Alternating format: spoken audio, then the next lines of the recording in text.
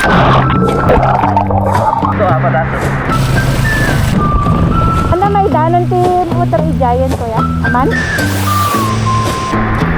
Grabe guys, may ganun pala kagandang falls sa Bangi, Ilocos Norte. Intayon, DJ ng Limsan Falls. Bumili muna kami ng pandesal at coke dito sa pasukin pang merienda. Sa Avis Falls talaga ang target naming puntahan. Kaso wala raw tubig sabi ng mga nasa registration area. Kaya naghanap kami ng ibang mapupuntahan. Kaya kung balak niyong pumunta ng Avis Falls or Kaangrean Falls, wag sa summer kasi natutuyo ang tubig. Dapat after July or September na, kung saan mas madalas na ang pag-ulan. Alas 11 na nung nakarating kami dito sa Alauaw Elementary School. Located ito sa Barangay Payak, Bangi, Ilocos Norte. Mahigit isang oras ang biyahe from Lawag hanggang dito. Itong tapat ng school guys, yung jump off point papunta sa ng Limsan Falls. May cave din pala dito. Puntahan natin yan next time. Rough road po ang daan papasok. Based sa Google Map, almost 4 kilometers ang off-roading dito at may 5 to 6 river crossing. Ito yung unang river crossing. Mababaw lang naman since hindi pa masyadong nag-uulan. Ayon sa mga luka, mahirap nang puntahan yung falls pag diretso na ang tag-ulan kasi tumataas yung level ng tubig. Kung mahilig nga kayo sa adventure, solid tong lugar na to. I think pwede ang 4 wheels dito basta yung mga pick-up ganun or basta mataas ang ground clearance. Ito rin yung pinakamahabang ilog na madadaanan. Chinek nga muna namin kung gaano kalalim yan bago kami sumulong. Hindi naman abot yung sa airbox kaya safe. Bungat pa lang pero pwede ng spot na paliguan. Sobrang clear ng tubig. Hindi nga lang talaga makakadaan ang mga motor dito pag tag-ulan at malaki na ang ilog. Medyo may kalaliman na dito. Hindi nga namin sure kung saan yung falls kaya nagtanong kami kay kuya. Kuya, dapay ba falls na dito eh? Ano may danon ti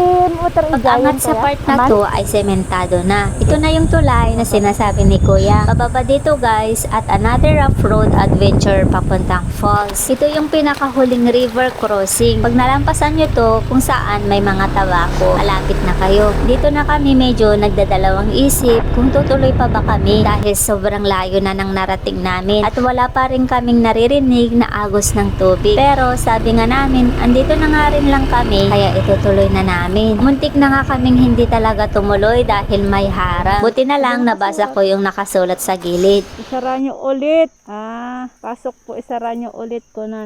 Yung harang pala ay para lang sa mga alagang hayop. Kaya kung bubuksan nyo, siguraduhin nyo lang na isara ulit pagkatapos makapasok. Sobrang lapit na pag nalampasan nyo tong bakod na to. At finally, narating na namin tong falls guys. Kahit nga alas 12 at tirik ang araw ay naligo na agad ako. Sobrang linaw at refreshing ng tubig. Hindi rin malamig ang tubig guys. Kaya kahit magbabad ka, hindi ka manginginig.